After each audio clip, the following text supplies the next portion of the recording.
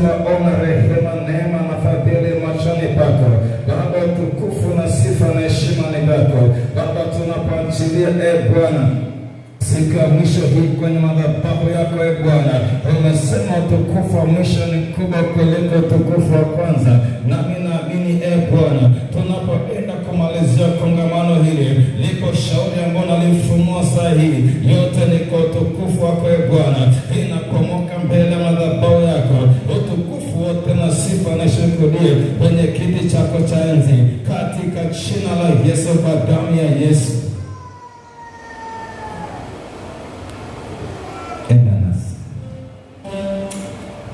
Hebu imba wimbo kimaombi. Samani mtumishi Yohana, hebu naomba mchukue mtumishi Yohana na vitu vyake vyote, akae pale juu, nikaheshimu Mungu wake, si kwa ajili yake, bebe na vitu vyake alivyonavyo na kiti chake, akae pale juu.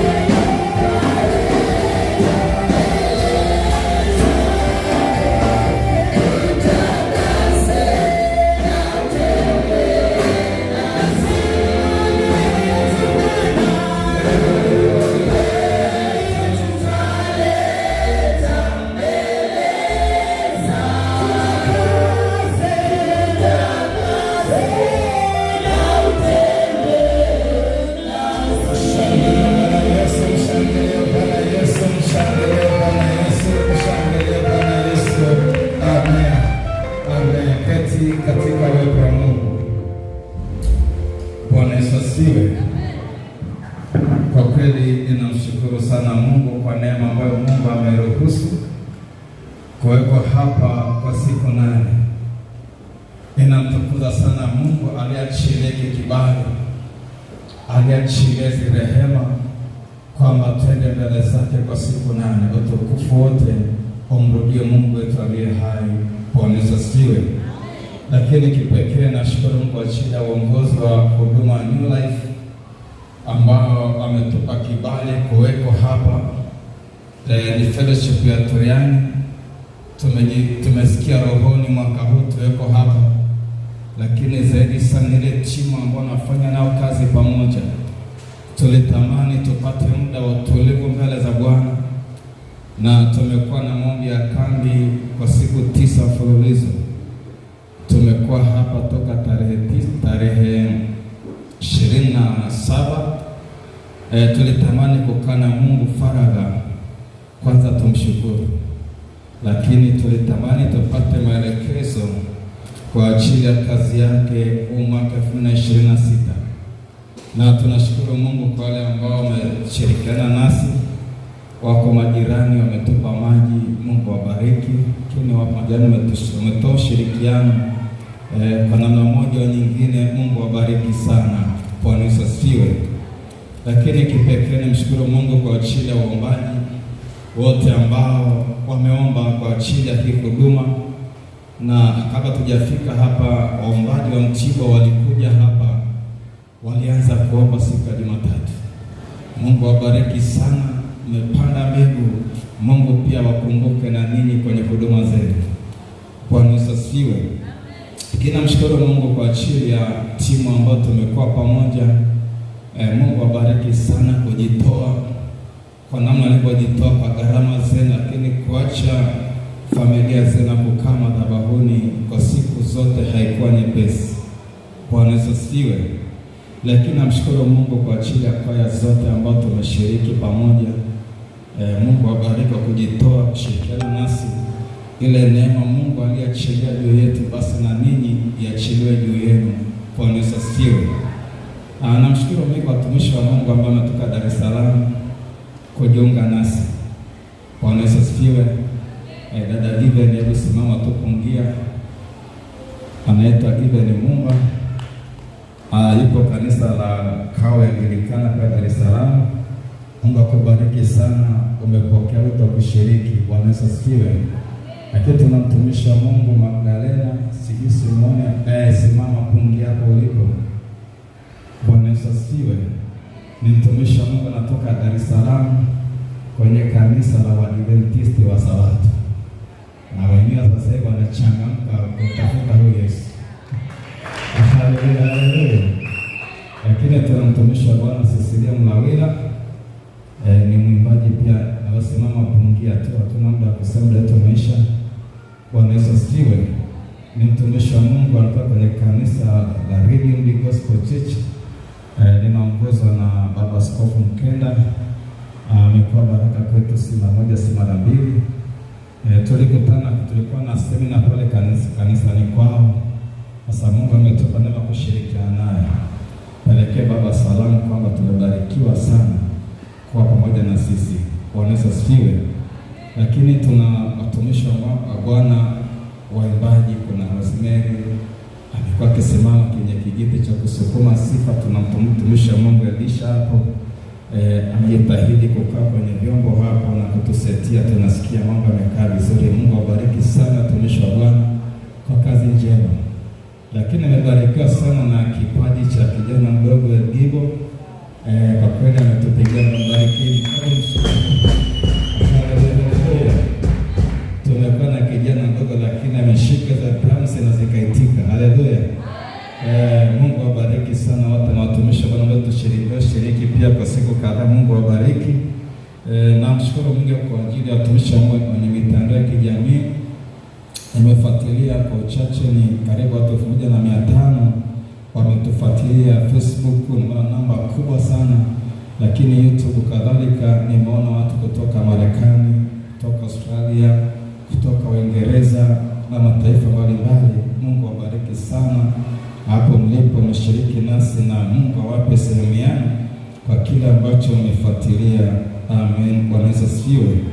Sasa muda wetu hautoshi, kwa sababu ningetoa shukrani kwa watu wengi sana, lakini Mungu akubariki tu. Mungu ulichofanya kushirikiana nasi kwa namna moja au nyingine, Mungu akubariki sana. Mungu atakulipa. Sina cha kusema zaidi, ila Mungu akubariki, na kile ambacho Mungu atatenda, utukufu wote umpe Mungu. Bwana asifiwe.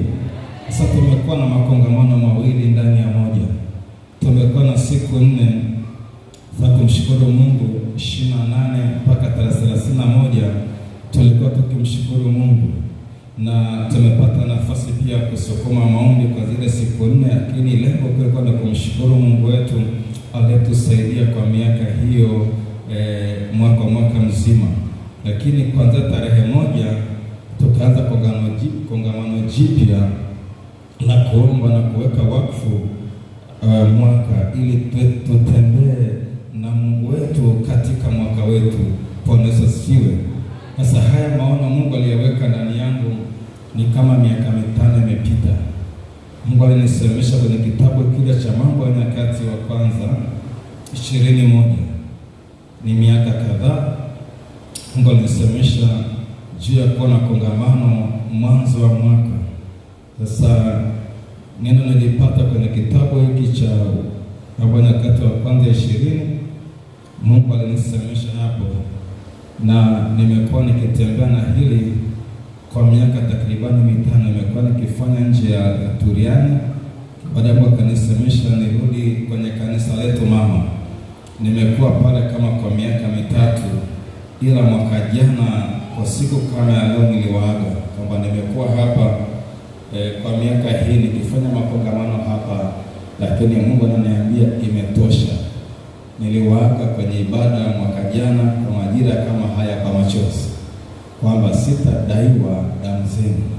Nimefanya semina nyingi na makongamano mengi hapa Turiani, kwa sasa imetosha. Navuka kituo kwenda kituo kingine. Haleluya.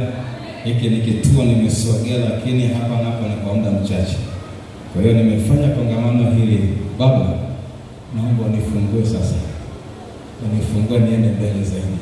Tutafanya ya mwaka huu, lakini kikubwa niombee sasa unifungue, maana nimerudi nyumbani. Sasa niombe Bwana anifungue niende hatua nyingine. Bwana Yesu asifiwe. Mungu alichonisemesha ni hiki kwenye kitabu cha Mambo ya Nyakati wa Kwanza 1:20 mstari wa kwanza. Hata ikawa mwanzo mwaka mpya, wakati watokapo wafalme kwenda vitani, Yoabu akawaongoza mashujaa wa jeshi, akaiteka nyara nchi ya wana wa Amoni, akaja akahusuru Raba. Lakini Daudi alielekea Yerusalemu, na Yoabu akaupiga Raba akauangamiza.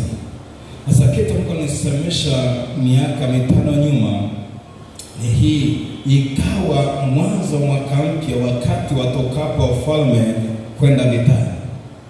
Sasa katika ulimwengu wa roho, kila majira ya mwaka mpya wafalme wanaenda vitani kwa malengo mawili. Cha kwanza, kulinda himaya za ufalme wao, lakini cha pili, kupanua ufalme wao kivita.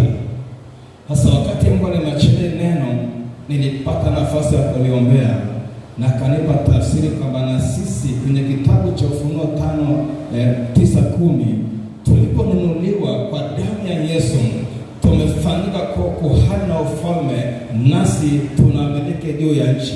Kwa sisi tuliookoka ni ufalme, ni serikali ya mbinguni duniani. Sasa Mungu anaposema majira mwaka mpya, wana wa ufalme na Mungu anakusudia kila mwaka mpya waingie vitani, kwanza kulinda ufalme wa Mungu ambao wanatembea nao, lakini kuingia vitani kupanua ufalme wa Mungu upanuke zaidi. Kutoka tarehe 1 tulikuwa na kazi moja ya kuingia vitani, kwanza kulinda kile ambacho tunacho, lakini kuingia vitani kupanua ufalme wa Mungu uenee zaidi. Haleluya, haleluya. Sasa sitasema sana kwa sababu ya muda wetu ni mchache, lakini tumeomba sana kwa ajili ya kupanua himaya yetu, na lengo kuu ambalo Mungu ametupa kusimama nalo mwaka huu. Ufunuo mwaka huu uko hapa kwenye kitabu kile cha Zaburi ya 2 na mstari ule wa 8. Zaburi ya 2 na mstari ule wa 8. Biblia nasema hivi: uniombe nami nitakupa mataifa kuwa urithi wako, na miisho ya dunia kuwa miliki yako. Kwa hiyo agenda yetu kuu ya mwaka huu ni ile aliposema uniombe nami nitakupa mataifa kuwa urithi wako, na miisho ya dunia kuwa miliki yako. Kwa tulikuwa na kongamano linalosema maombi ya kumiliki mataifa. Lakini kwenye Isaya 61 anaeleza pale kwamba na kutangaza mwaka wa Bwana uliokubaliwa. Kwa tukatangaza kwamba huu ni mwaka wa kumiliki, huu ni mwaka wa kurithi. Kwa hiyo ulimwengu wa roho, maombi yangu makubwa ya mwaka huu ni kurithi mataifa. Maana asema uombe nami nitakupa mataifa kwa urithi wako. Sasa tunaomba kwa namna gani? Tunamiliki kwa namna gani? Kitu cha kwanza kimojawapo ni kumiliki mataifa kihuduma. Wakati tumefanya huduma sana Tanzania, Mungu anapotaka kufungua mipaka yako ya huduma, anakupa mataifa ambayo unayamiliki kihuduma, anakupa, unahudumia na wanafunguliwa. Lakini tukaona taifa linaanza kwa mtu mmoja. Yule mama Rebeka alikuwa na mimba mapacha ndani. Wakati wanapigana kule ndani, wanagombana, akaenda Bwana akamwambia, una mataifa mawili tumboni mwako na kabila mbili za watu tumboni mwako, watafarakana toka tumboni, na mkubwa atamtumikia mdogo na mkubwa atamtumikia mdogo. Sasa tukaona Mungu anaweza kukupa mtu mmoja, lakini taifa ukamhudumia, akavushwa. Ni mtu ambaye yuko nje ya mipaka ya Tanzania, lakini Mungu anaweza kuona sasa anakupa kibali cha kufanya huduma nje ya mipaka ya Tanzania. Kwa mfano Kenya, akikupa kurithi taifa la Kenya kihuduma, milango inafunguka ya kufanya huduma Kenya. Haleluya! Lakini wakati tunaomba, tulipata nafasi siku ya Ijumaa, Ibrahimu aliposemeshwa na Mungu juu ya kurithi, akamwambia Mungu, nipateje kujua kwamba nitarithi? Akaambiwa, achilia sadaka, ndama na hua na mwana huo. Alipoachilia sadaka, ilitokea vita ngumu ya tai, wanataka wale kabla ya Mungu. Alipambana mpaka jioni, wakati amechoka ile vita, akapata usingizi, akaletewa maono, ukaja moto ukaja kwenye madhabahu, ukaipokea ile sadaka kabla tai hawajala. Ndipo Mungu akamsemesha taifa lake litaenda nchi ya Misri kwa vizazi vinne. Ile sadaka ilifungua safari ya uzao wake kwenda Misri kiuchumi. Safari yao ilikuwa safari ya kiuchumi. Walienda kwa sababu ya njaa, lakini malengo makuu ilikuwa ni swala la uchumi. Hata siku wanatoka walikuwa ni mabilionea kwa mifugo na dhahabu na kila kitu. Kwa hiyo sadaka yake moja ikafungua lango la uzao kwenda kimataifa kwenye eneo la kiuchumi.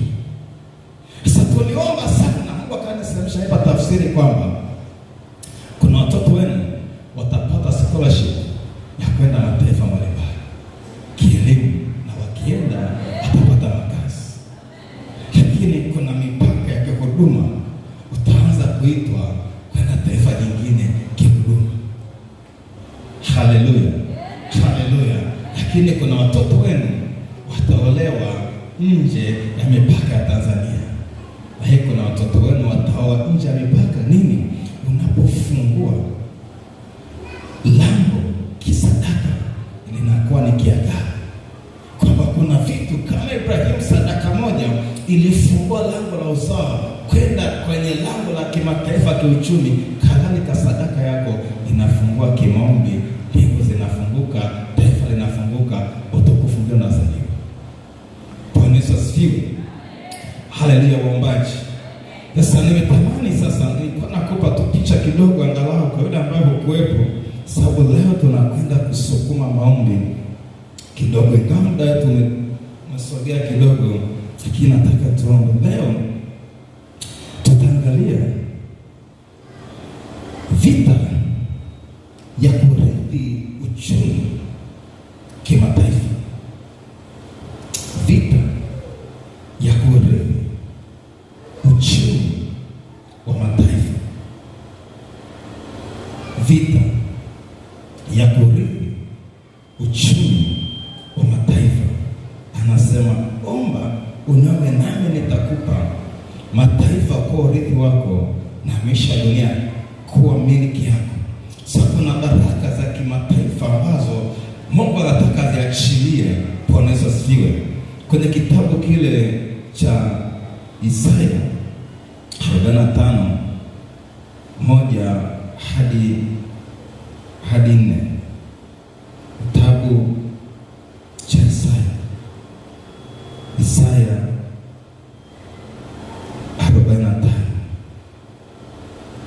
45:1 hadi 4. Nitasoma. Haya ndiyo Bwana amwambia Koreshi Masihi wake, ambaye amemshika mkono wake wa kuume ili kutisha mataifa mbele zake. Nami nitalegeza viuno vya wafalme ili kufungua milango mbele yake, hata malango hayatafungwa. Nitakwenda mbele yako kupasawazisha mahali palipoparuza. Nitavunja vipande milango ya shaba na kukatakata mapingo ya chuma. Nami nitakupa hazina za gizani na mali zilizofichwa za mahali pasiri, upate kujua kwa mimi ni Bwana nikuitaye kwa jina lako, naam, Mungu wa Israeli. 4. Kwa ajili ya Yakobo mtumishi wangu na Israeli mteule wangu, nimekuita kwa jina lako, nimekupa jina la sifa, ijapokuwa hukunijua. Bwana Yesu asifiwe. Vita ya kiuchumi kwenye kumiliki mataifa. Kumbuka wakati wa mwaka mpya, hapo atokapo wafalme kwenda vitani. Sasa moja ya vita inayopigwa mwezi wa kwanza ni vita ya kiuchumi, na ufalme wa giza umejipanga vizuri kidogo. Wao majira ya mwisho wa mwaka ni majira wanaachilia sadaka sana kukamata lango la Januari. Kwa hiyo kama mataifa wanajipanga kiibada na sadaka mwishoni wa mwaka kwa lengo la kukamata uchumi kwenye lango la mwaka. Sasa na sisi wana wa ufalme tunapoenda kifalme, ili tushinde kumiliki uchumi wa mwaka husika, lazima kwanza tuingie vitani, tushinde ndio tumiliki uchumi. Sasa kwa sababu mwaka huu kipaumbele chetu sio tu uchumi wa Tanzania, amesema uombe nami nitakupa mataifa kuwa urithi wako. Kuna baraka ndani ya mataifa kadhaa Mungu alishaandaa kwa ajili yako na kwa ajili ya uzao wako. Sasa hii vita inapigana Januari kwenye lango la mwaka. Sasa tuliotoka nyuma tulijifunza kwamba Mungu anapoachilia baraka za kifalme, lengo kuu sio wewe uishi vizuri. Cha kwanza, utafuteni kwanza ufalme wake, na hatoke na hayo yote mtazidishiwa. Sasa Mungu anatafuta ni nani ambaye yuko tayari niwekeze ili afanye kazi yangu kimataifa. Sasa huu uwekezaji Mungu anasema atapita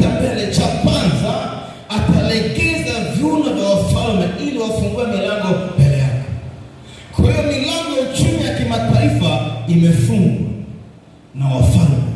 Sasa kabla hajagusa malango, cha kwanza lazima alegeze viuno vya wafalme ili wafungue milango mbele yako.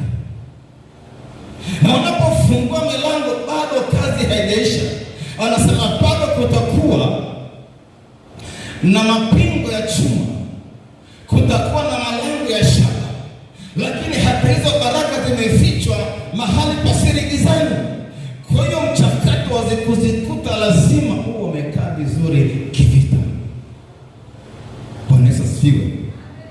Nimekuwa nikifanya huduma na watu mbalimbali na mataifa mbalimbali.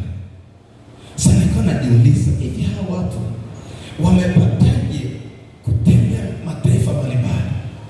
Wana maisha mazuri, wana kazi nzuri, na kule mataifa ya nje mishahara inalipwa vizuri sana sana sana. Ndipo Mungu akaniambia, hii ni vita ya kiroho. Ufahamu wenu na utashi wenu umefungwa kimawazo. Hata mnapoomba, mnaomba sawa sawa na ufahamu wenu. Ni nani ambaye watoto wake anawaombea wapate scholarship ya kwenda nje, wafadhiliwe kielimu kwenda nje nchi, alafu wakapate kazi nje nchi? Ni wangapi? Ni wangapi? Tumefungwa kifahamu, kimawazo, tunaomba mawazo kushughulika kuzungukia hapa hapa. Ni wangapi wanaomba watoto wake asome vyuo vikuu vya nchi? Mama mmoja akaniambia, mtumishi, naomba niombee, mwanangu amepata nafasi ya kwenda kusoma chuo kikuu cha Uingereza Oxford. Ndio nikajua vitu hivi. Sasa hawa watu wamewekeza kwa watoto wao kimaombi, wamewekeza kimaombi. Sasa hii vita inapigwa pia Januari, kwamba unaposimama kivita kupambana, ombea watoto wako wavuke mipaka ya Tanzania. Ombea. Sasa sisi huwa tunabana na akili, tunabana na mawazo, lakini Mungu anaposema niomba nikupe mataifa kwa urithi, sio mataifa wapagani, ni nations. Yaani ni yale mataifa la Uganda, la Kenya, Norway, Sudan, mataifa mbalimbali.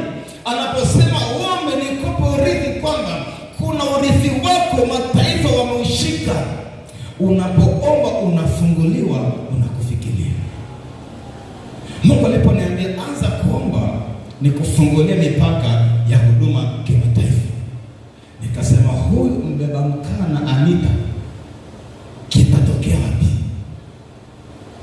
Kwa akili yangu ilikoma, ufahamu wangu ulikoma, lakini baada ya shinikizo kubwa la Mungu ndani, nikaingia kuomba. Nikaomba na kuomba, ghafla mipaka ikafunguka, nikawa natafuta mataifa mbalimbali kwa ajili ya huduma. Juzi hapa nilikuwa na ibada kubwa sana Ulaya, na Mungu alishuka sana kwa niko Tanzania, nafanya ibada WhatsApp, kwenye group la WhatsApp watu wa Ulaya, na Mungu alishuka wakamwona Yesu kabisa kabisa. Siki kitu Mungu anakidai. Kijana mmoja akaniambia, baba niko Norway, lakini hali ya huku hata makanisani haiwezekani kwenda. Anasema unaenda kanisani, unakuta mchungaji anatambulisha mchumba wake wa kiume kama yeye, anaitwa Johnny, anamtambulisha Mathayo mchumba wake kanisani. Ndipo alipofikia asema, kwani baba, hii kazi unayofanya jitahidi zaidi, huku kumeharibika, kumechaka. Sasa kumbe kuna madhabahu kubwa zinakusubiri uzifikirie, lakini haya mawazo kwenye utumishi wako nayo, kwenye idea za maombi hapo. Mungu anasema mwaka huu ni mwaka wa kumiliki mataifa ya huduma. Kabla hujapigiwa simu ukafanya huduma, kwanza unawamiliki ulimwengu. Kama hujalipa kufanya huduma, cha kwanza unawamiliki ulimwengu. Haleluya. Sasa hapa anasema nitaingia vitani kwa ajili yako, nitavunja malango ya shaba, nitakatakata mapingo ya chuma, nitakupa hazina zilizofichwa mahali pasiri gizani, lakini anasema haya yote si kwa ajili yako, akasema ni kwa ajili ya Israeli mteule wao. Kwa Mungu anapoingia vitani kwenye lango la mwaka kufungua baraka za kimataifa, lengo ni ufalme wake, sio wewe. Na ufalme ukijengwa na utapata neema ndani yake. Maana yule punda aliingia Yerusalemu na Bwana Yesu, na yeye alikanyaga vitenge, matawi ya mitende, Bwana Yesu kama ngoni. Kwa hiyo ukikubali kutumika kwa ajili ya ufalme, ndani ya ufalme unapoona maisha, ufalme ukija kuna riziki. Haleluya kanisa. Hivi naongea vitu vigumu, naongea vitu vigumu zaidi. Ni kitabu kimesema, sio mimi. Anasema kwa ajili ya Israeli mteule wangu, nimekufunga kwa mshipi, nimekupa heshima. Kwa lengo kuu anasema kwa ajili ya Yakobo mtumishi wangu na Israeli mteule wangu, nimekuita kwa jina lako, nimekupa jina la sifa, ijapokuwa hukunijua.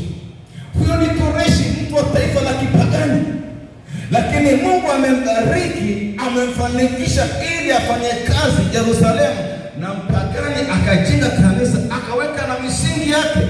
Kwa Mungu kuna watu wamekwisha kuandaa kwa ajili ya kesho yako. Unatakiwa umeleke ulimwengu wa roho wadhihirike mwilini. Haleluya, haleluya, haleluya, haleluya, haleluya kanisa. Nataka tuombe sasa, muda unatupa mkono kwenye kitabu kile cha Isaya, hiyo mstari ule wa 11, Isaya 45:11. Ndiye nasema, Bwana mtakatifu wa Israeli na Mungu wake asema hivi, niulize habari za mambo yatakayokuja, mambo ya wana wangu na habari ya kazi ya mikono yangu, haya niagize. Kuna anasema uombe nami nitakupa mataifa kwa urithi wako, na misha ya dunia kwa miliki yako. Hapa anasema niulize kwa habari ya mambo yatakayokuja, mambo ya wana wangu na habari ya kazi ya mikono yangu, haya niagize. Nimekaa mbele za Bwana kwa muda mrefu nikimuulizia Mungu, unakusudia nini mwaka huu? Umelenga nini kwa watoto wako? Akaniambia ni mwaka wa kurithi mataifa, na tumetangaza. Sasa nasema haya ni agizeni. Kwa tunakwenda kuomba kusemesha huu mwaka kwa miezi 12, kwa wiki 50 na kitu, kwa siku 365, dakika zote na masaa yote, ukisemesha mbingu, ukisemesha mataifa ya kwamba Bwana anaingia vitani kukupigania kwa uchumi wako mwaka huu. Anasema haya niagizeni. Tunakwenda kuomba Mungu aingie vitani, akalegeze viuno vya wafalme kama wamekufungia milango, na malango ya kifungo yaliyofungwa ya shaba na chuma ayashughulikie, na vile ambavyo vimefichwa machoni pako vifunuliwe kwa ajili ya kazi yake mwaka huu na miaka kadhaa ya kazi yake. Mungu haini majira siku za mwisho. Mungu anataka injili ya kwenda spidi ya tari. Anataka tufikie mataifa wengi zaidi, tufikie mataifa mengi ambayo na upagani. Utafikaje na hali yako naona sasa hivi? Utafikaje? Lazima Mungu tumpe nafasi, ambaye Bwana ni majira siku za mwisho, naye ameniita ni mtumishi wako. Kuna mataifa yanasubiri huduma yako. Ni mwaka wa kuomba Bwana afungua haya malango. Lakini tumejifunza juzi kwamba huduma yoyote lazima kuna kiwango cha baraka.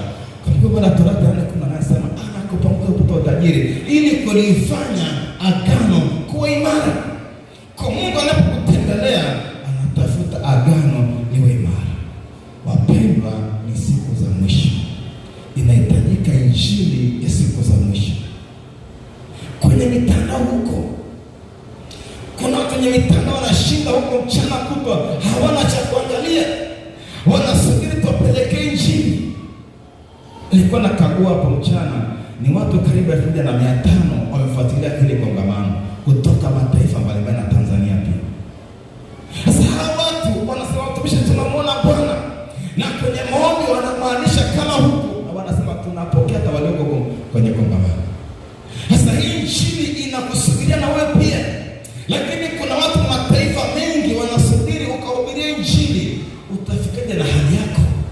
Lazima tuambie Bwana, kwenye lango la mwaka tunakwenda kusimamisha lango, hayo mapingo yakavunjwa, hayo malango ya shaba katikati, hawa wafalme walegeze viuno vyao, watufungulie milango ya kimataifa. Haleluya, sema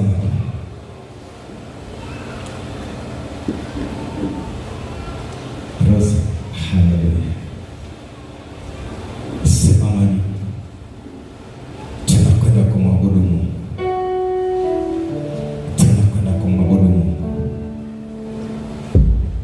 Nitakwenda kusukuma miezi mitatu. Leo jiandae kusukuma watoto mpaka wa 6. Hebu jiandae kusukuma wa 7 mpaka wa 9. Alafu nitamalizia pale mbele wa 9 mpaka 12. Tunakwenda kusukuma kwenye lango mpaka liitike, mpaka lango lifunguke.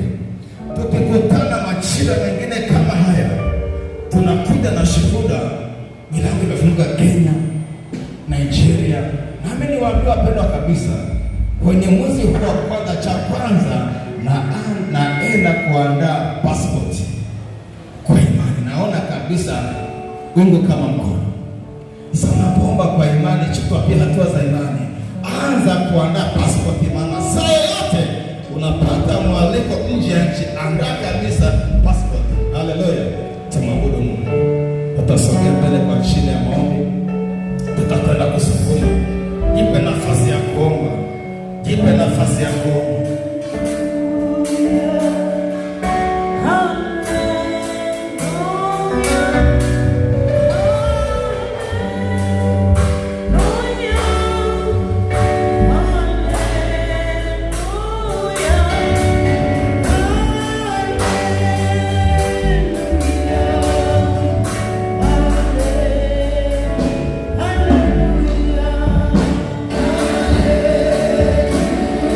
Yeah.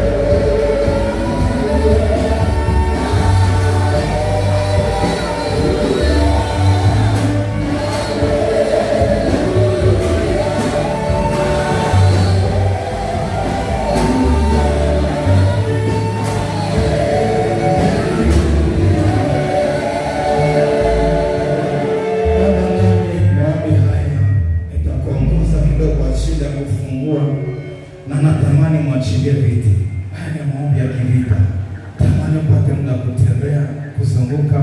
Sema Mungu uliye hai, katika damu ya Yesu. Wewe ni Mungu mwaminifu, ni Mungu mwenye nguvu. Neno lako ni amin na kweli. Uliposema uniombe nami nitakupa mataifa kuwa urithi wako na mwisho wa dunia kuwa ni miliki yako, ninaamini ya kwamba ni kweli. Mungu uliye hai, ninaomba toba, ninaomba rehema kwa namna ambavyo kuna makusudi makubwa umeyakusudia kwenye huduma, kwenye utumishi ulioweka ndani yangu. Umesema wazi tukahubiri Injili kwa mataifa yote, na tena umesema tutaanzia Yerusalemu, Samaria, Uyahudi hata mwisho wa nchi. Mungu uliye hai, ninaomba toba, siku ya jua mapenzi yako, siku ya jua makusudi yako. Ninashukuru umezifungua akili zangu ili nielewe hili neno, nami Bwana niko tayari kwa damu ya Yesu kwenye lango la mwaka, maana umesema tutangaze mwaka wa Bwana uliokubaliwa. Ninatangaza kwa jina la Yesu, mwaka huu wa 2026 ni mwaka wangu wa kurithi mataifa, ni mwaka wangu wa kufungua mipaka ya kihuduma kimataifa, ni mwaka wangu wa kuona baraka za kutoka mataifa mbalimbali zikinichilia, ni mwaka wangu ambao Bwana ninawaombea watoto wangu mipaka yao ifunguliwe kwenda mataifa mbalimbali kwa ajili ya kusoma. Ukafungua milango ya scholarship kwa watoto wangu kwenda nchi na nchi kwa ajili ya kusoma. Ni mwaka wangu wa kuomba mbele zako, watoto wangu mipaka ifunguke, wakapate waume bora kutoka mataifa mbalimbali kwa jina la Yesu.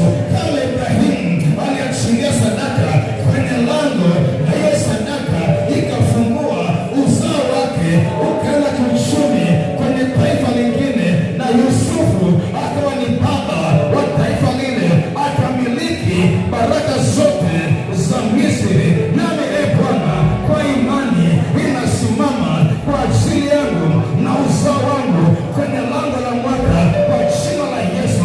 Mwaka 2026 sikia, ni mwaka wangu wa kufunguliwa mipaka iliyofungwa vizazi kadhaa. Mwaka huu hiyo mipaka inafunguka, ninaanza kumiliki mataifa kihuduma. Mipaka yangu iliyofungwa ndani ya Tanzania kwa damu ya Yesu, mwaka huu ninaomba hiyo mipaka ifunguke kwa jina la Yesu.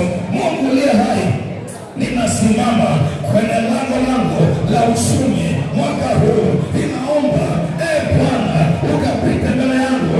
Wako wafalme wamenisimamia kwenye lango la uchumi, wamesimama, wamezuia baraka ambazo unazihitaji kwa ajili ya ufalme wako, unazihitaji kwa ajili ya utumishi ulioweka ndani yangu. Bwana, kwa jina la Yesu ukapite mbele yangu, kulegeza viuno vya wafalme mwaka huu ili wafungue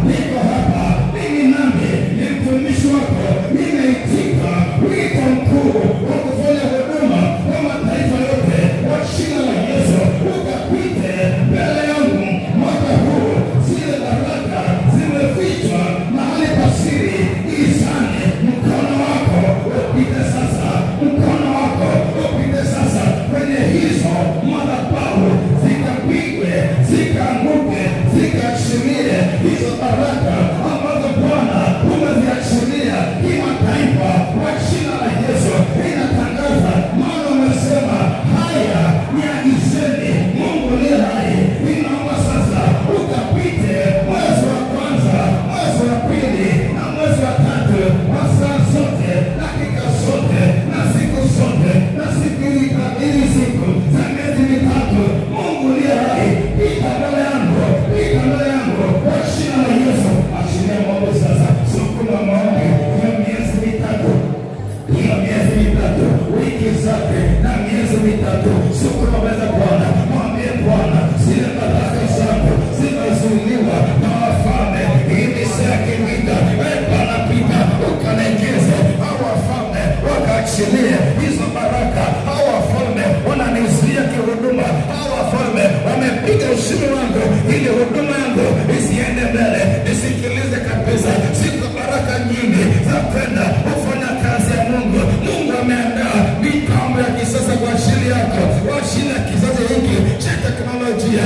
Ila hiyo fedha imezuiliwa mahali. Mungu ameandaa vitu vikubwa kwa ajili yako ili kazi yake isonge mbele. Hawa wafalme, hii ni saa vita, ni saa wafalme wanakwenda vitani. Hii ni saa yako ya kuingia vitani, kupambana kwa ajili ya miezi mitatu. Hawa wafalme wanalekeza viuno vyao ili kufungua milango mbele yako. Baraka zako ambazo umezitafuta kwa miaka kadhaa, ni wafalme tu wamesimama hapo, wamekuzuia, wamejimarisha. Lakini mwaka huu najulikana kama Bwana, ewe ni Bwana mabwana. Ukapite sasa mwezi wa kwanza, pita Bwana na ufalme wako, ukapite Bwana mwezi wangu wa kwanza, mwezi wangu wa kwanza wa wiki hizi ambazo zimebaki mbele yangu. Pita na ufalme wako, ila mahali ambapo baraka zangu ambazo umenipa kutoka mataifa mbalimbali, hizo baraka ya Bwana ukapite sasa. Lekeza viuno kwa wafalme, haya malango ya shaba yanapasuka yakavunjike, haya mapingo ambayo yamezuilia hayo Bwana, pita, pita na moto wako, pita na majeshi ya malaika wafanya vita. Maana ni wakati tunapanua wingo ya kihuduma. Hao wafalme ambao wamesimama kule Kenya, kule Burundi, kule Uganda, wakisema mzaba haingii hapa, wamesimama kwenye mataifa mbalimbali ya Afrika Mashariki, kule Afrika Kusini, Ulaya na kila mahali na Marekani. Pita Bwana miezi mitatu, pita na mkono wako, legeza hivyo viuno vya wafalme, hata malango ya huduma yakafunguke kimataifa, na malango yangu ya uchumi ya Bwana. Yule Koreshi yule mwandaa wa jina Israeli, nami ya Bwana yuko Koreshi wangu umeshakwisha kumwandaa, umembariki kwa ajili ya kazi ambayo umenipa Bwana. Una Koreshi wangu umeshambariki, umempa baraka nyingi ili anisapoti ile huduma ambayo inaifanya. Bwana, huyo Koreshi ukamwinue kutoka kila taifa, kutoka kila taifa, huyo Koreshi ukamwinue, ukaseme naye kwa ajili ya kazi yako hapa Tanzania, ukaseme naye kwa ajili ya kusudi ambalo umelifunga. Umesema ewe ni Bwana Mungu unayetupa nguvu za kupata utajiri, ili kulifanya agano kuwa imara, ili kulifanya agano kuwa imara. Baba, kuna kazi umenipa niifanye, ipo kazi ambayo umenipa kuifanya, lakini Bwana napiga mwezi nako ni kwenye uchumi, napiga mwezi nako ni kwenye uchumi. Baba, pita mwezi wa kwanza, pita mwezi wa pili, pita mwezi wa tatu, siku kwa siku, masaa kwa masaa, ukafanya vita na hayo malango aliyofunga, hayo malango ya shaba ukayakatekate, ukayavunje, mapingamizi ya chuma ukayakatekate kwa jina la Yesu. Hizo baraka ambazo zimefichwa sirini, natangaza miezi mitatu zinakwenda kufunuliwa, zinakwenda kuachiliwa. Miungu mnakwenda kuachilia, madhabahu za miungu mnakwenda kuachilia kwa jina la Yesu. Mungu apite, Mungu apite sasa, apite kwenye malango yako, apite miezi mitatu, apite. Bwana amesema haya ni agizeni, nasi tunaomba pita kwa watoto wako wanaofuatilia Facebook, wanaofuatilia YouTube, kwenye mitandao, pita na nguvu zako, pita na uwezo wako, pita na nguvu zako. Hii miezi mitatu uwatembelee walioko Marekani, uwatembelee walioko Australia, uwatembelee walioko Uingereza. Pita Bwana, hizo baraka ambazo zimefichwa ikafunuliwe kwa ajili ya kazi yako, watoto wetu, mipaka yao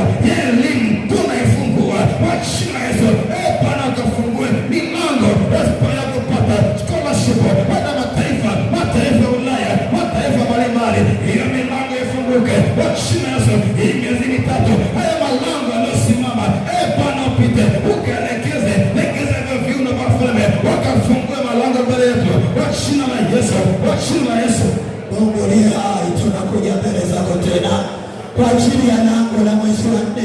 Tunaomba toba na rehema, tunaomba msamaha. Bwana, naomba rehema kwa ajili ya lango la mwezi wa 4, pale ambapo falme na mamlaka yawezekana zimekanyaga, yawezekana zimesemesha, yawezekana zimezuia ya kwamba tusimiliki na kutawala. Nasi tunakuja mbele zako kwa moyo wa toba.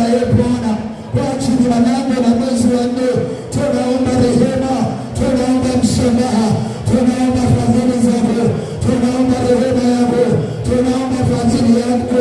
Kila aina ya miungu ambayo tayari imejimilikisha mwezi wa 4 ili kuniondoa kwenye umiliki, Baba, rehema zako Baba, msamaha wako Baba, fadhili zako, tunapeleka damu ya Yesu, tunapeleka damu ya Yesu iende mwezi wa 4, damu ya mwana kondoo, damu ya agano jipya, damu ya Pasaka, tunaipeleka juma la kwanza la mwezi wa 4, damu ya agano jipya, juma la pili la mwezi wa 4, damu ya agano jipya, juma la 3, juma la 4, tunapeleka hiyo damu kwenye hizo siku, tunapeleka hiyo damu kwenye hizo siku na masaa yake na dakika zake, majira ya asubuhi, majira ya mchana, majira ya usiku, tunapeleka damu ya Yesu. Nenda na damu ya Yesu, tunaimwaga damu ya Yesu kwenye siku zote, kwenye siku zote, kwenye tarehe zote, kwenye masaa yote, kwenye dakika zote, majira ya usiku, majira ya asubuhi, majira ya mchana. Damu ya mwana kondoo ikanene mema kwa ajili ya kukupa nafasi kupita mbele yetu, kupita mbele yetu. Bwana, umesema utaenda mbele yetu kusawazisha mahali palipo paruza kwa damu ya Yesu Kristo. Pita mbele yetu Bwana, hiyo pale, pita mbele yetu ya pili, ukasawazishe kila aina ya malango ambayo yamefungwa, kila aina ya mapingu ambayo yamefungwa kwa ajili ya uchumi wa kimataifa, kwa ajili ya huduma ya kimataifa, kwa ajili ya masomo ya kimataifa. Baba, fungua mlango wa masomo ya kimataifa mwezi wa 4 kwa watoto wetu, kwa watoto wetu, kwa ndugu zetu, kwetu wenyewe. Fungua hayo malango kwa ajili ya huduma mwezi wa 4. Nami nakusemesha ewe Aprili, ewe Aprili, fungua kinywa chako Bwana, tukupate kuingia. Inua kichwa chako ewe Aprili, malango ya uchumi yafunguke, malango ya huduma yafunguke, malango ya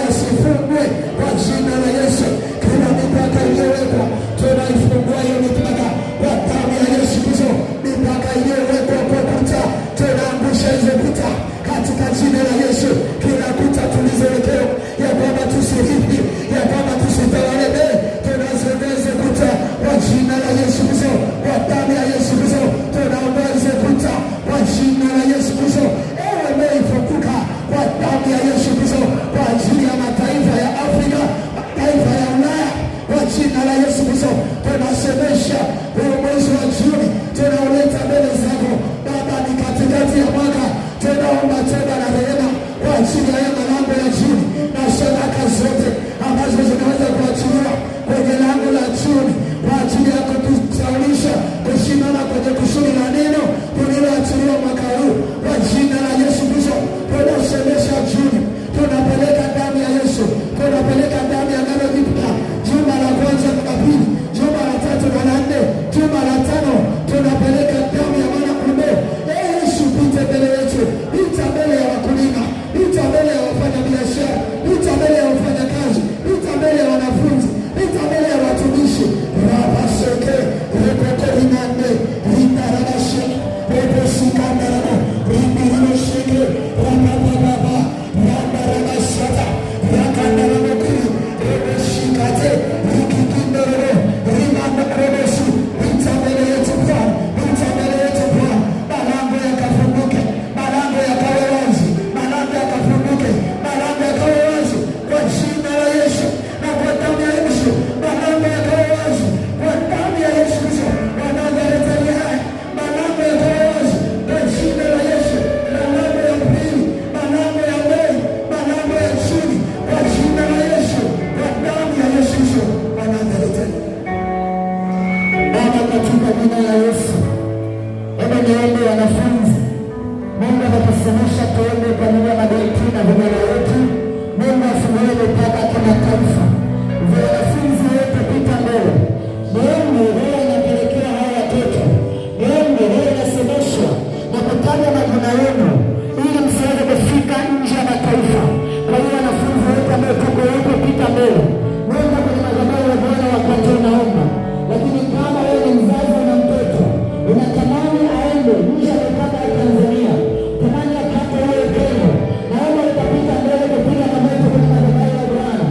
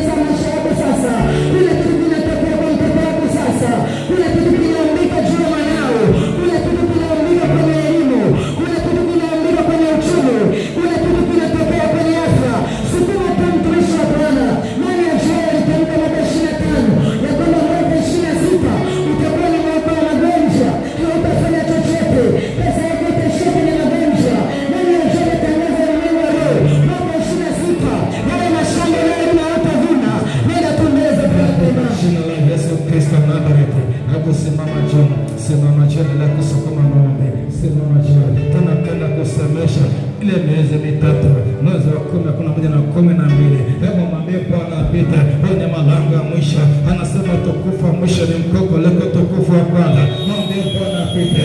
Semesha mwezi wa 10, 11 na 12. Hebu semesha hiyo milango. Mwambie Bwana afungue. Peleka damu ya Yesu. Mwezi wako wa 10 kuna kitu unakwenda kuzaliwa. Mwezi wa 11, maana amesema tutangaze, tangaza ya kama Bwana ananifungulia milango kwenye mwezi ule wa 10, 11 na mwezi wa 12. Bwana anapita kwenye haya malango anayavunja, haya mapigo yanakatakata. Bwana anapita sasa, waachili ya watoto wako, waachili ya familia yako, waachili ya huduma yako. Iko kitu ambacho Bwana amekiandaa mwezi wa 10, mwezi wa 11. Kuna kitu kimewekwa pale. Mwambie Bwana na kifuata rohoni, ila kifungua mwezi wa 10. Huo ni mwezi ambao wakupata mwaliko nje ya Tanzania. Huo ni mwezi ambao mtoto wako anapata scholarship yana kusoma nje ya nchi. Huo ni mwezi ambao yale malango ambayo yamefungwa, yale malango ambayo yamefungwa yaachilie, yaachilie, yaachilie kwa jina la Yesu.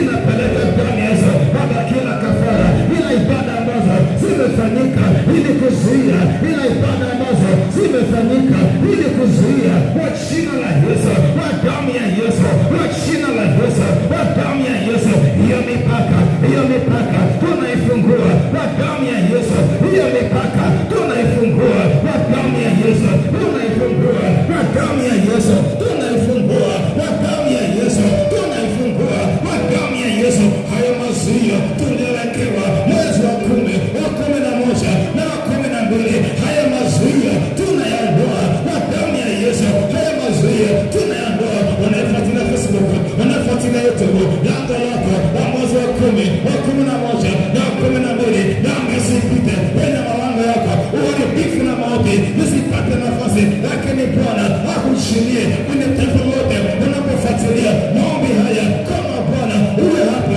kama Bwana uwe hapo. Hilo lango ambalo Bwana amekusudia uliruhusu likachipuke kwa jina la Yesu. Mungu aliye hai amesema yaniagizeni mkono wako Bwana ukapite mwezi wa 10, wa 11 na wa 12. Zile baraka ambazo zimefichwa mahali pasiri ukazifichue, ukadhihirishe. Zile baraka ambazo ni kwa ajili ya kazi yako, ni kwa ajili ya ufalme wako, ni kwa ajili ya agano lako, ambazo zimefichwa mahali pasiri, kwa jina la Yesu Baba zikafunuliwe.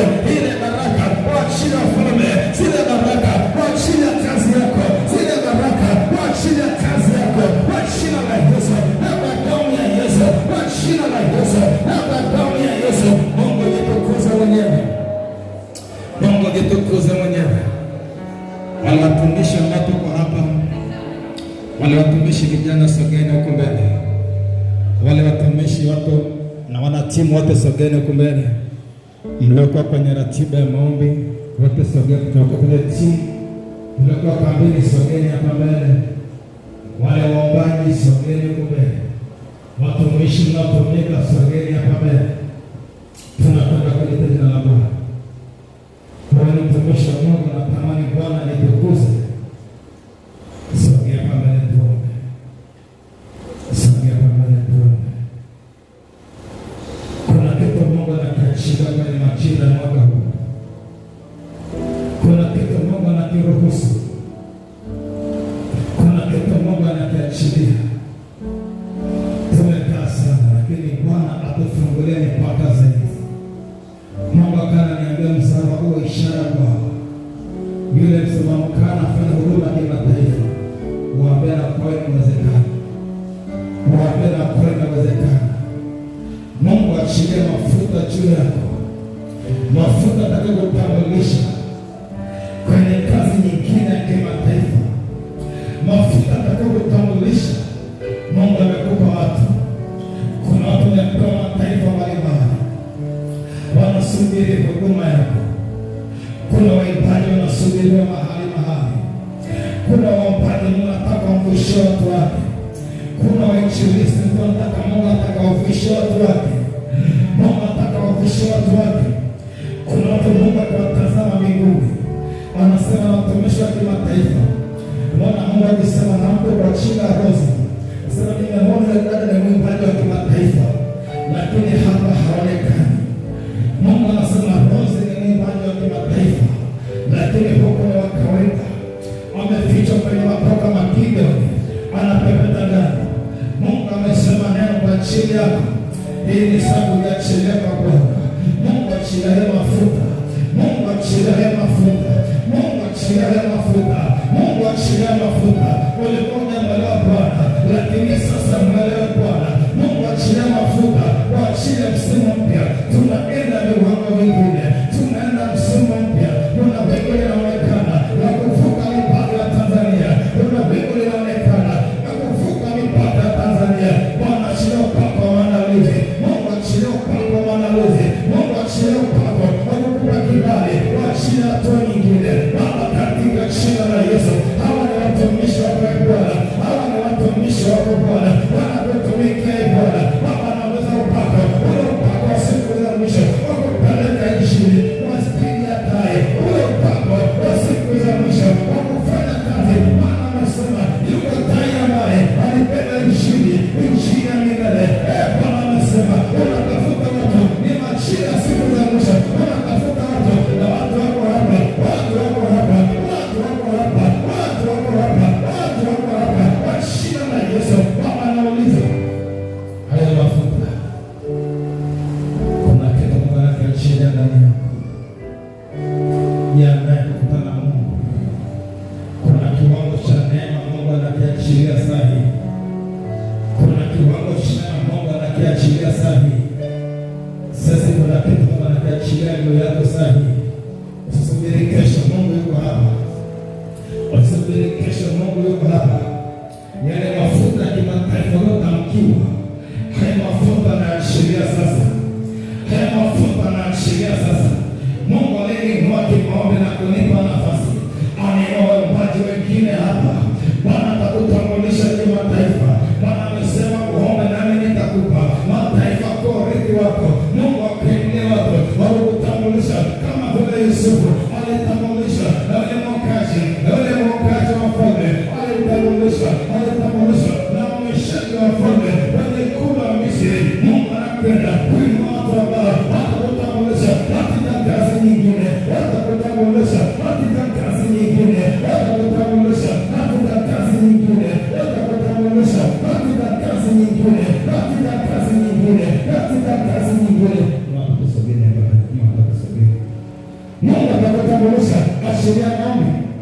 Achilia maombi. Achilia maombi. Achilia maombi. Niachilia kwa Bwana.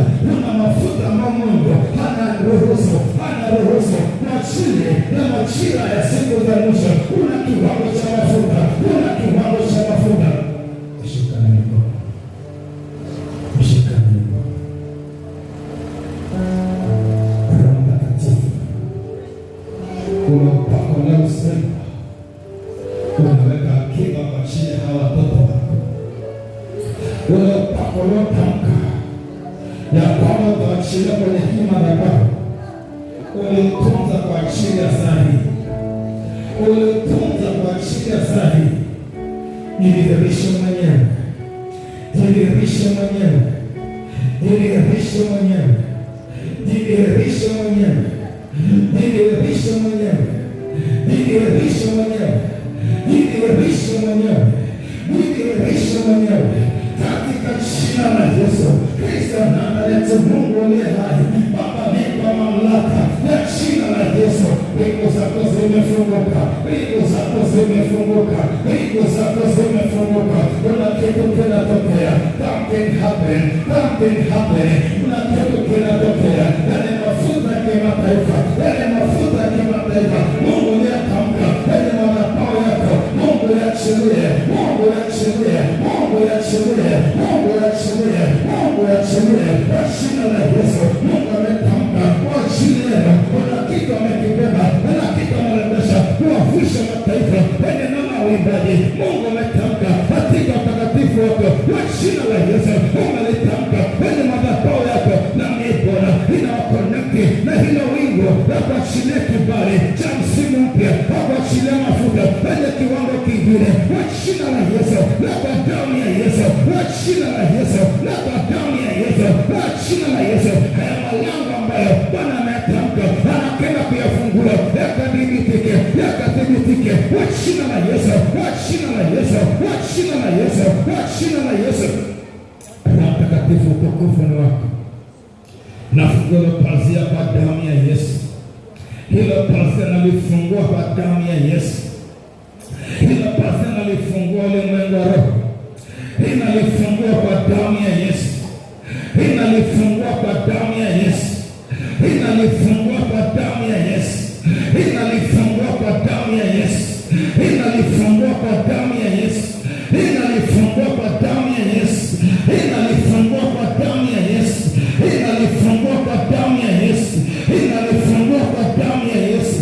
Nalifungua kwa damu ya Pasaka ya mwana kondoo Yesu Kristo Nazareti aliye hai. Baba, kama mamlaka ya damu ya Pasaka ya mwana kondoo Yesu Kristo Nazareti, Mungu umewekeza ndani yake, inauliza mafuta kwa ajili ya msimu mpya, lakini uwekeza ndani yake, ukaruhusu mafuta kwa ajili ya msimu ambao unauachilia, kwa ajili ya msimu ambao unauachilia, kwa jina la Yesu, kwa jina la Yesu, kwa jina la Yesu, kwa jina la Yesu, kwa jina la Yesu, kwa jina la Yesu, kwa jina la Yesu.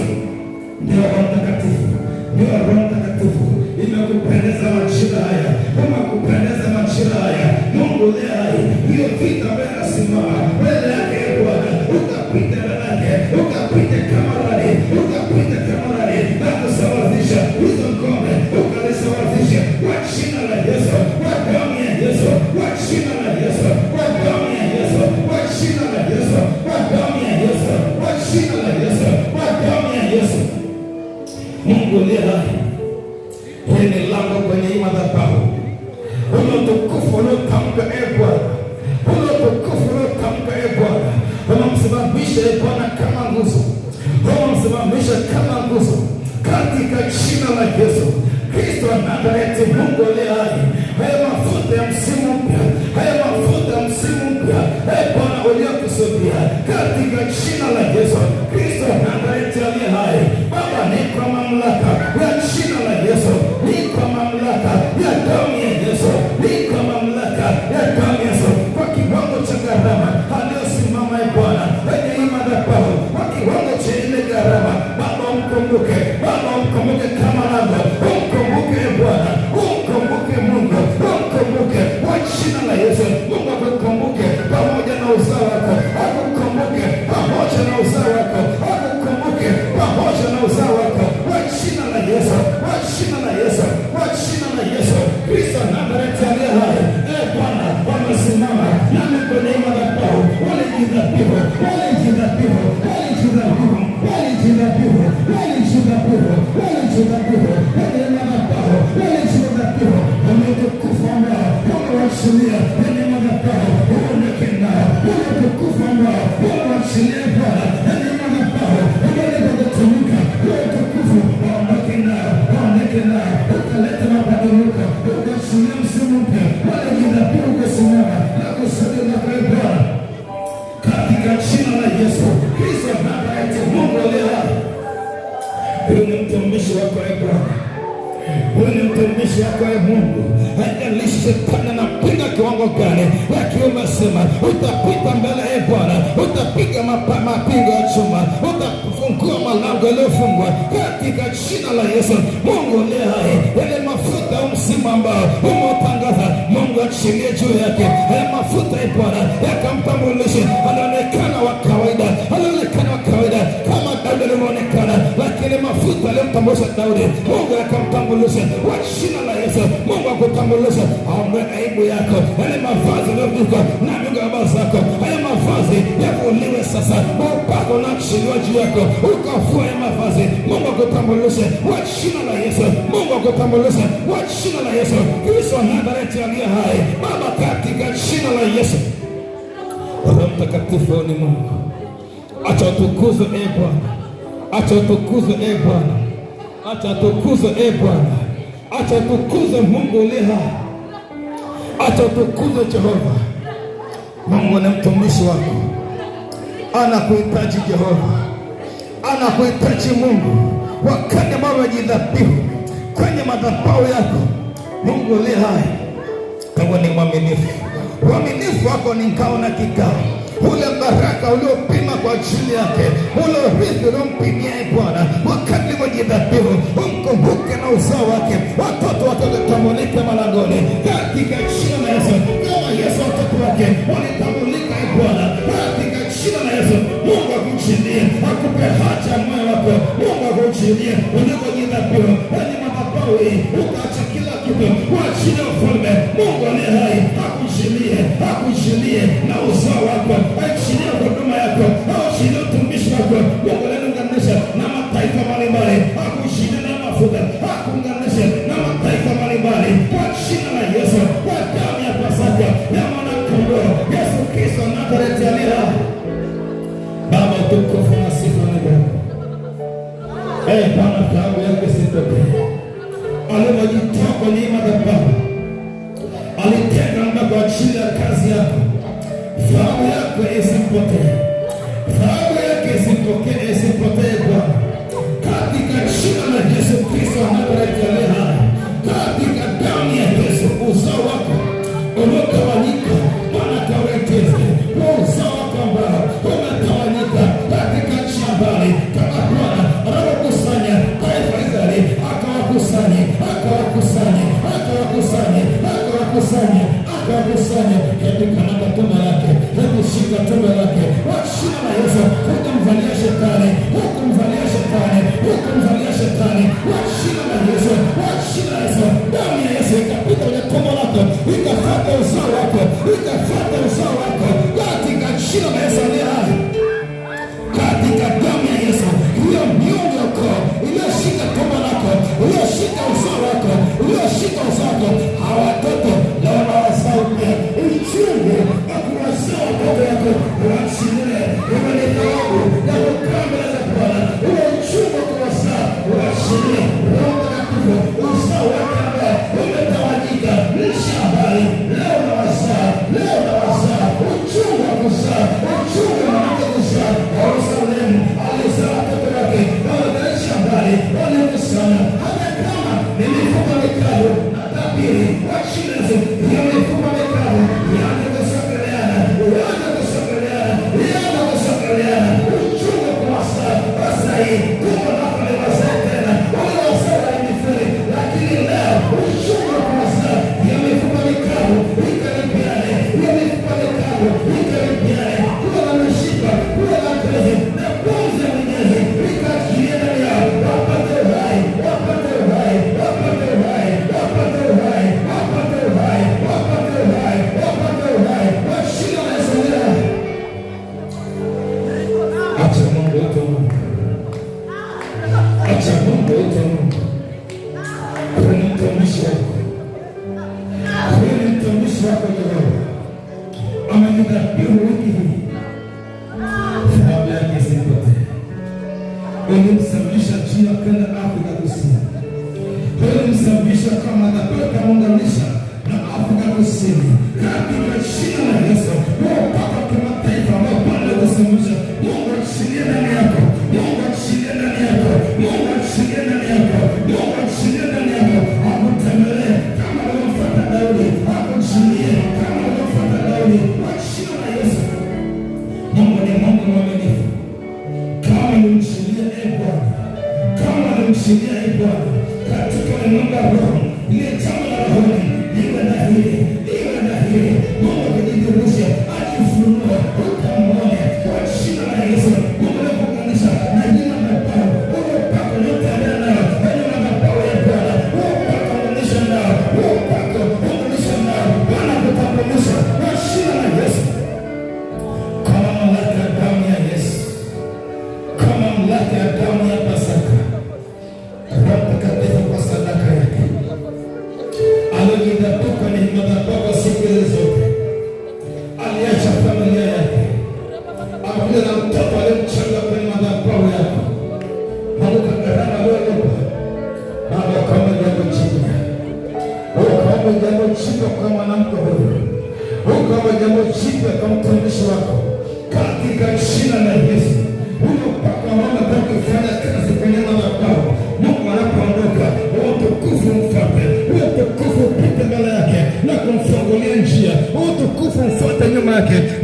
ulinzi katika jina Yesu, kwa damu ya Yesu. Mungu ni Mungu mwaminifu.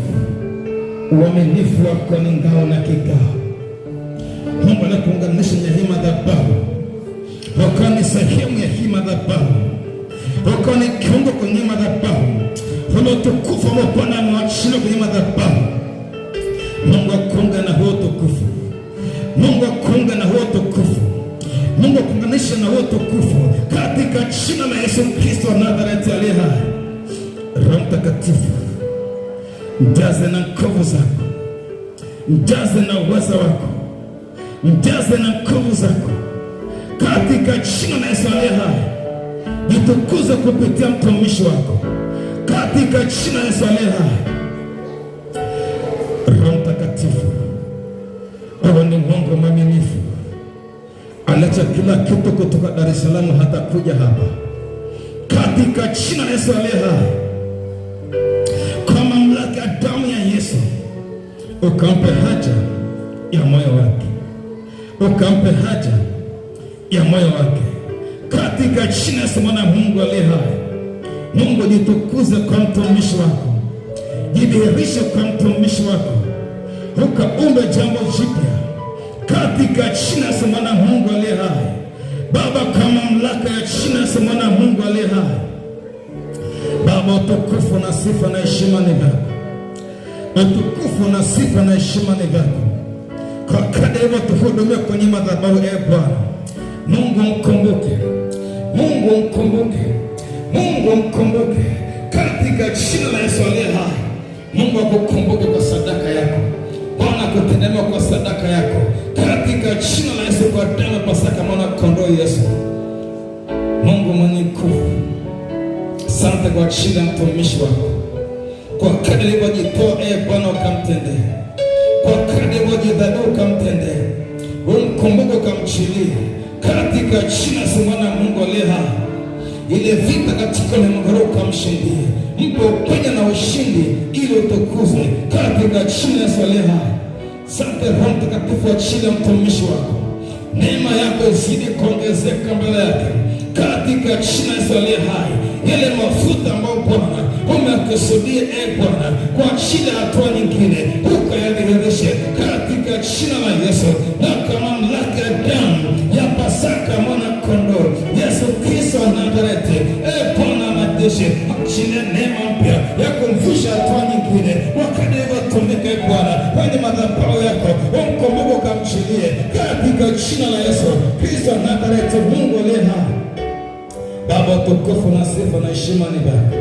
Asante kwa huduma mtumishi aliyotumika Bwana, umkumbuke na kumtendea katika jina la Yesu, na kwa damu ya Pasaka ya mwana kondoo Yesu Kristo wa Nazareti aliye hai. Asante Mungu mwenye nguvu, asante Roho Mtakatifu, asante Roho Mtakatifu, asante Mungu mwenye nguvu.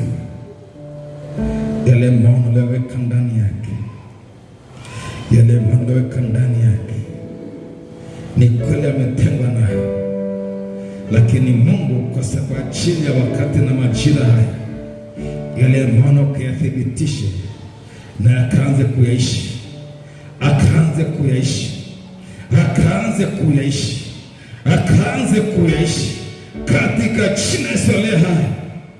Yale maono aanze kuyaishi, yale maono aanze kuyaishi katika jina la Yesu Kristo wa Nazareti aliye hai. Mungu mwaminifu, Mungu aliye mwaminifu, ile neema ulikusudia Bwana kwa ajili ya majira yake, Mungu mwaka huu aone hatua mpya, mwaka huu aone hatua mpya, na ukatukuzwe katika hiyo hatua katika jina la Yesu mwana Mungu aliye hai. Amen.